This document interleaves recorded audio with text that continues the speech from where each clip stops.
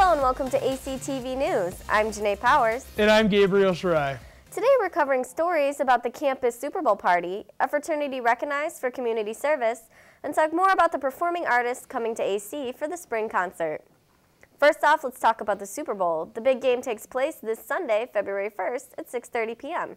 The game will be broadcasted on NBC from the University of Phoenix Stadium in Glendale, Arizona. This year, the New England Patriots will face off against the Seattle Seahawks. Can is hosting the annual Super Bowl party in Kane Student Center for the event. Wow Cafe is also hosting a party for the big game. They're offering prizes, giveaways, and games, as well as $2 off appetizers and entrees. The tailgate also takes place at 6:30 p.m. on February 1st. Our next story is about an Adrian College fraternity receiving recognition for community service. On January 20th, Pi Kappa Alpha, also known as Pike, were recognized at the Adrian City Commission meeting by Mayor Jim Berryman. The members of the fraternity received the inaugural Mayor's Community Service Award. Mayor Berryman recognized the chapter for taking initiative and coming to him with their offering of the service to the community. Events the fraternity members participated in include the Fall Cleanup, Comstock Christmas Riverwalk, Graffiti Cleanup, and the city's food drive. Congratulations to the members of Pike for your good citizenship. Last week, we mentioned how Adrian College announced that Easton Corbin, Old Dominion, and Dylan Scott will be making a trip to campus for our annual spring concert. This week, we have more information about the performers.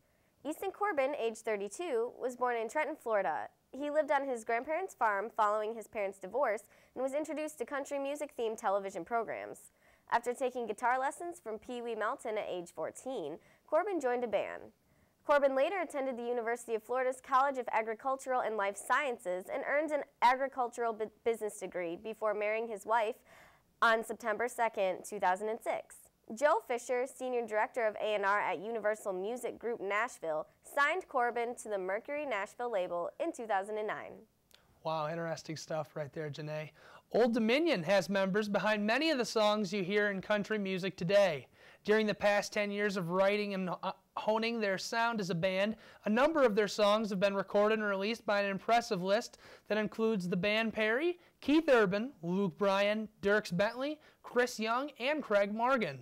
And while it has been nice to experience radio success as songwriters, the band has their scope unwaveringly aimed at delivering their music personally to the people. Dylan Scott was born October 22, 1990 in Bastrop, Louisiana. Scott is signed to Sidewalk Records. Scott's debut single, Making This Boy Go Crazy, was released in June 2013. Scott's second single, was released in July 2014. Both songs are included on a self-titled extended play, which was released on February 11, 2014. Now that we've learned a little bit more about our spring concert performers, let's head on over to Darrian Pitcher with this week's sports update. Darrian? Thanks, guys. It was a busy weekend for our Bulldog athletic teams this past weekend. Both men's and women's teams were in action for both hockey and basketball, all of which played on Saturday night alone. With all the action and not a lot of time, let's get started. We will start off by taking it to the ice. Friday night, the Division I men's hockey team traveled to Kent State to take on the Golden Flash Hockey Club.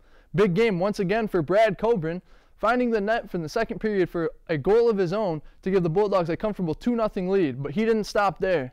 He put himself in the stat book again by adding an assist in the last goal of the game to give Adrian a convincing 4-0 win. Meanwhile, our NCAA men's team was in Finlandia and found themselves on the wrong side of a major upset, taking a 3-0 loss on the road. But the Bulldogs don't give in. They came back the next day and put it to Finlandia, lighting up the lamp early and often en route to a major 7-0 victory. Josh Rinaldi was a big contributor in the win, beating Finlandia goalie Andrew Brownie twice himself and assisting for 2 others. Great team win for Adrian, with 5 different Bulldogs finding the net and a big bounce-back victory coming off the upset. On the NCAA women's side, they also found a way to get the job done and do it big in their 2-game series with Finlandia in the comfort of Arrington Ice Arena, capturing a 10-1 win on Friday and a 5-0 win on Saturday. Kelsey Cush, Kaylin Schroka, and Logan Taylor highlighted that series, scoring 3 goals each. That's impressive. Now from the ice to the hardwood, the men's basketball team picked up a big win against Elma behind Ricky Jackson double-double, tallying 16 points and 10 boards. Also a big night at the office from Jamison Webster, adding 14 points of his own. Fast forward to Wednesday night at home against the Flying Dutchman of Hope College. As seen on Actv, a big game and a tight MIAA standing third-place game. The ball bounced in the wrong way for Adrian as they fall 68-58 after a hard-fought game. Despite a 20-point effort from Ricky Jackson and a 12 points added from Justin Webster off the bench. Moving on, our Lady Bulldogs now. Saturday, our Lady Bulldogs hosted Hope Flying Dutchman with Jordan York leading the way with the charge with 17 points for Adrian, but they fall short to the Dutch women, losing 65-48. On Wednesday, the Bulldogs bust across the great city of Adrian to take on the Saints of Siena Heights to battle it out for bragging rights around town.